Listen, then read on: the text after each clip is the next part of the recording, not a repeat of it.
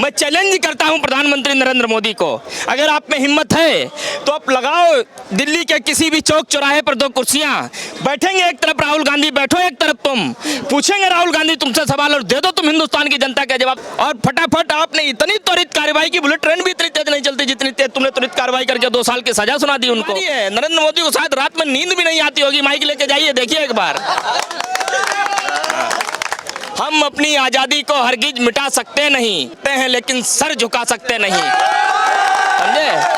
नमस्कार साथियों, आप देख रहे हैं DS4, मैं हूं आपके साथ तफीसा। सदस्यता जाने के बाद भी राहुल गांधी के तेवर नहीं बदले हैं। 2 टुक सीधी बात कर दी है कि डराओ धमकाओ या जेल में डालो, लेकिन अडानी पर सवाल पूछना वो बंद नहीं करेंगे। और आज ही कांग्रेस पार्टी सत्याग्रह कर रही है। आज पर राजघाट पर इस वक्त कांग्रेस का कार्यकर्ता मौजूद है, लेकिन बीजेपी उधर से हमलावर है। रविशंकर प्रसाद एक के बाद एक हमला कर रहे हैं राहुल गांधी पर, तो इसी को लेकर सियासत भी गरमा चुकी है। और हमारे साथ बातचीत करने के लिए गोपाल जी, उनसे जानेंगे कि राहुल गांधी की तेवर कल आपको कैसे लगे जब पीसी पहली बार कर सामने आए। देखिए, ये पहली बार नहीं है राहुल जी के तेवर, वो तो लगातार शुरू से करीबन मुझे लगता है कि उन्होंने यात्रा की, यात्रा के पहले दिन से लेकर के लास्ट तक उनका कॉन्सेप्ट क्लियर है। मैं कहता हूं कि 9 सालों से उनका कॉन्सेप्ट क्लियर है।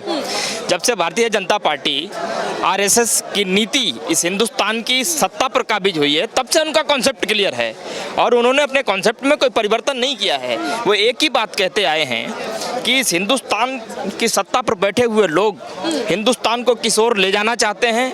हिंदुस्तान का पैसा, हिंदुस्तान की जनता का पैसा, गरीबों का पैसा, शोषितों वंचितों की उम्मीदों को किन के हाथों में सौंप देना चाहते हैं, और स्पष्ट वो कहते रहे। और जब सदन में खड़े होकर के डायरेक्ट उन्होंने अडानी का नाम लेकर के जब आरोप लगाया, तो ऊपर से लेकर के प्रधानमंत्री नरेंद्र मोदी से लेकर के निचले स्तर तक के लोगों में पूरी तरीके से खलबली मच गई।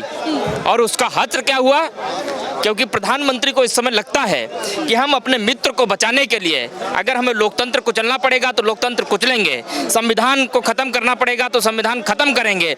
यदि देश को अपने मित्र को हाथों में सौंपने के लिए कोई भी रास्ते में आएगा, उसके साथ असंवैधानिक तरीके से जो मर्जी हमें करना पड़े वो हम करेंगे, लेकिन अपने मित्र अडानी को हम कुछ नहीं होने देंगे। और उसी चीज को लेकर के जब राहुल जी ने कल प्रेस कॉन्फ्रेंस की, उन्होंने स्पष्ट कर दिया, आप हमें सदन से डिस्क्वालीफाई कर सकते हैं, आप सदन को म्यूट कर सकते हैं, आप सड़क को कैसे म्यूट करेंगे? आप सदन से हमें डिस्क्वालीफाई कर सकते हैं, सड़क से हमें डिस्क्वालीफाई कैसे करेंगे? और एक बात और मैं आपको बता देता हूं कि सदन से राहुल गांधी डिस्क्वालीफाई नहीं किए गए, हिंदुस्तान की जनता की आवाज को डिस्क्वालीफाई किया गया है, हिंदुस्तान की उम्मीद को डिस्क्वालीफाई किया गया है। और ये देश की जनता देख रही है, भारत देख रहा है। ये बात आप याद रखिएगा। जिन लोगों को अभी बहुत खुशी होती है कि राहुल गांधी को डिस्क्वालीफाई कर दिया गया, बड़ा तालियां लोग बजा रहे हैं, याद रहे, सनद रहे, जब ये स्थिति घूमेगी, जब स्थिति ये पलटेगी और आपके साथ इतना अधिक अत्याचार होगा, जब आप शोषण के शिकार हो जाएंगे, तब आपको याद आएगा कोई एक शख्स था जो सत्ता का लालच छोड़ करके हिंदुस्तान की जनता के लिए लगातार लड़ रहा था, हिंदुस्तान की जनता के लिए लगातार आवाज उठा रहा था, हिंदुस्तान की जनता के लिए वो हिंदुस्तान के एक छोर से दूसरे छोर तक पैदल चल रहा था। तब आपको याद आएगा जब आपके हाथ से सारी चीजें निकल जाएंगी। और रही बात, कांग्रेस ने इस देश को बनाया है, कांग्रेस पार्टी के लोगों ने अपने रक्त से इस देश की बुनियाद को सींचा है। राहुल गांधी ये भी कह रहे हैं कि मोदी जी पैनिक में है, मेरे अगले भाषण से डरे हुए हैं, इसमें कितनी सच्चाई? उसमें कोई दो राय नहीं है। मोदी जी तो मतलब इतिहास में सबसे डरपोक प्रधानमंत्री, यदि कोई इतिहास में लिखा जाएगा, उसका नाम स्वर्णिम अक्षरों में लिखा जाएगा, सबसे डरपोक प्रधानमंत्री नरेंद्र मोदी हैं। और उसका कारण है, आप तो पत्रकार हैं, आपके मन में भी एक उम्मीद कभी रही होगी कि शायद मैं भी माइक लेकर के जाऊं, नरेंद्र मोदी से सवाल पूछे और मेरे सवालों का जवाब दें। लेकिन ऐसा हो सका क्या? ऐसा हो सकेगा क्या? कभी नहीं हो सकेगा। इस देश के सर्वोच्च स्तर पर बैठी हुई गोदी मीडिया, जिसे मैं कहता हूं, जो दिन रात टेबल बजाती है, तमाम पापा की परियां बैठी हुई हैं, लगातार पापा के गुण गाती, लेकिन हिम्मत नहीं है कि वो पापा से सवाल पूछे, मोदी से सवाल पूछे। उनकी हिम्मत नहीं है क्योंकि वो सवालों का जवाब नहीं दे सकते। और इसीलिए राहुल गांधी ने यात्रा भी की। राहुल गांधी कल भी बैठे, आपने कल देखा, कल अंदर कांग्रेस मुख्यालय के अंदर मुझे लगता है कि 150 से ज्यादा पत्रकार थे। हर एक पत्रकार का जवाब देने के लिए वो सक्षम थे और दे रहे थे जवाब। और उन्होंने कहा कि तुम मर्जी हमारे साथ कुछ भी कर लो, हमें तुम गोली भी मार दोगे, उसके बाद में भी यदि मेरी श्वास निकलती रहेगी, उस श्वास से भी हिंदुस्तान की जनता के सवाल मैं पूछता रहूंगा, क्योंकि मेरा नाम राहुल गांधी है, मेरा नाम राहुल सावरकर नहीं है। हम माफी मांगने वालों के वंशज से नहीं हैं। हम अपना काम बखूबी इस देश की जनता के लिए करते रहेंगे। राहुल गांधी कह रहे हैं कि मैं जेल जाने से नहीं डरने वाला, लेकिन बीजेपी कह रही है कि अहंकारी हो चुके हैं राहुल गांधी।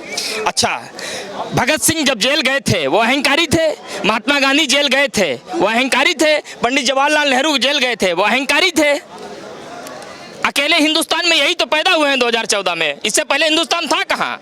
लेकिन बीजेपी तो ये भी कह रही है कि अपने ही लोग, बीजेपी तो ये भी कह रही है कि कांग्रेस के अपने ही लोग राहुल को खत्म करने में लगे हैं। बीजेपी तो कुछ भी कहती है, इनकी कह रहे हैं कि कांग्रेस को बचाओ राहुल गांधी से।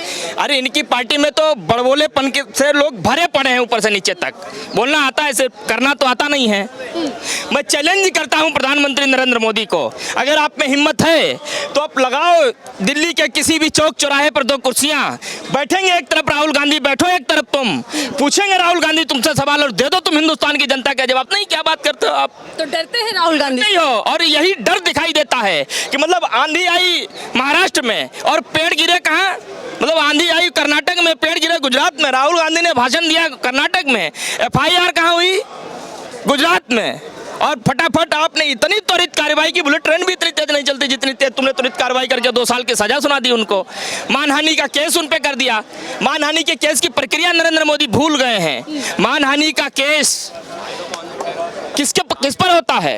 उस पर वो करता है मानहानि का केस जिसके उसकी व्यक्तिगत हानि हुई हो, और जिस व्यक्ति ने केस किया उस वक्तव्य में उस व्यक्ति का तो कहीं नाम तक नहीं है, कोई लेना देना नहीं है, और उसने खुद स्टे लिया था। और जब उसने देखा कि माहौल पूरी तरीके से बन रहा है, कहीं धोखे से अडानी की सच्चाई निकल करके नहीं आ जाए, मोडानी की सच्चाई निकल करके नहीं आ जाए, नरेंद्र मोदी को जवाब नहीं देना पड़ जाए कि 20,000 करोड़ रुपए जो अडानी की कंपनियों में लगा हुआ है वो कैसे, कहां से, किसका है, इसका जवाब नहीं देना पड़ जाए, इसलिए आपने सदन से डिस्क्वालीफाई कर दिया उनको। लेकिन आरोप पे लग रहा है कि असल मुद्दे पे बात नहीं करते राहुल गांधी, उल्टी सीधी बयानबाजी दिलवा लो, यानी कि अपमानित करवा लो सब। अच्छा, इस देश में लाखों की संख्या में बेरोजगार सड़कों पर घूम रहे हैं, ये बेफजूली सवाल है। इस देश में महंगाई दरोदर बढ़ गई, ये बेफजूली सवाल है।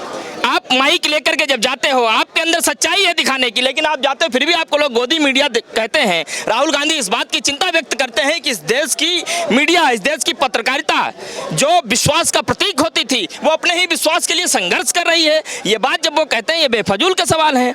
जब वो ये कहते हैं कि इस हिंदुस्तान के छोटे कामगार, धंधा करने वाले लोगों का पैसा उठा करके एक आदमी के हाथों में सौंपा जा रहा है, ये बेफजूली के सवाल है। इस देश की महिलाओं के साथ जिस तरीके से दुर्व्यवहार किया जा रहा है, उनको बचाने के लिए, उनको संघर्ष करने के लिए जब वो खड़े होते सवाल उठाते, बेफजूली के सवाल हैं। आपको ये बेफजूली के सवाल लगते हैं?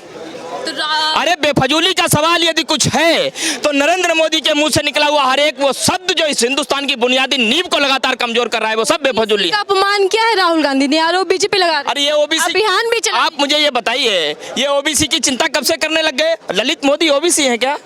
नीरव मोदी ओबीसी है क्या? मेहुल चौकसी ओबीसी है क्या? ओबीसी की चिंता कब से ये करने लग गए? लेकिन सजा किस बात की मिल रही है राहुल गांधी को? सजा सिर्फ हिंदुस्तान की लड़ाई लड़ने के लिए। अरे भगत सिंह ने हिंदुस्तान की लड़ाई लड़ी, उन्हें फांसी पर झूलना पड़ा। चंद्रशेखर ने लड़ाई लड़ी, उन्हें स्वयं गोली खानी पड़ी। सुभाष चंद्र बोस ने लड़ाई लड़ी, महात्मा गांधी ने लड़ाई लड़ी। जिन जिन ने इस देश की बुनियादी नींव को बचाने के लिए लड़ाई लड़ी, सजा तो उन्हें मिली। राहुल गांधी कहाँ चिंता करते हैं इस बात की? वो तो कहते हैं देश की जनता ने मुझे बहुत प्यार दिया, देश की जनता ने मुझे उम्मीद दी, और उनकी उम्मीद के लिए मैं लड़ता रहूंगा। ऐसी सांसदी, ऐसी विधायकी, ऐसी सत्ता, ऐसी सरकार लाखों बार कुर्बान कर सकता हूं, लेकिन देश की जनता के सवाल आखिरी दम तक पूछता रहूंगा। आप लोग कह रहे हैं कि लोकतंत्र खतरे में है, लेकिन बीजेपी कह रही है कि अगर जनता वोट नहीं देती तो लोकतंत्र पर सवाल उठाते हैं। अच्छा, लोकतंत्र खतरे में नहीं है। उत्तर प्रदेश में एक लड़का इनकी मंत्री गुलाबो देवी से सवाल पूछता है, दूसरे दिन वो जेल में होता है। बताइए, और कैसे लोकतंत्र खतरे में होता है? राहुल गांधी कैम्ब्रिज यूनिवर्सिटी में कहकर के आते हैं कि जब मैं बोलता हूं तो वहां आवाज म्यूट कर दी जाती है। राहुल गांधी हिंदुस्तान आते हैं, आवाज तो छोड़ो, पूरा सदन ही म्यूट कर दिया जाता है। बताइए लोकतंत्र कैसे खतरे में होगा? तो विपक्ष का डर है सरकार में। अरे बहुत खतरनाक है। नरेंद्र मोदी को शायद रात में नींद भी नहीं आती होगी। माइक लेके जाइए, देखिए एक बार। लेकिन आप आखिरी सवाल करते, सत्याग्रह कर रहे हैं, जन आंदोलन कर रहे हैं, क्या करेगी कांग्रेस इसमें? देखिए, हम अपनी आजादी को हरगिज मिटा सकते नहीं, हम सकते हैं लेकिन सर झुका सकते नहीं, समझे? से आए आप? अरे मैं तो उत्तर प्रदेश से हूँ, लेकिन मैं उससे पहले एक कांग्रेसी हूँ और उससे भी पहले एक हिंदुस्तानी हूँ, उससे पहले भी एक इंसान हूँ। राहुल गांधी जिस तरीके से अपनी भूमिका निभा रहे हैं, यहाँ जितने भी खड़े हुए लोग हैं, आपको लगता होगा कि कांग्रेस में सिर्फ एक राहुल गांधी नहीं, सब राहुल गांधी हैं।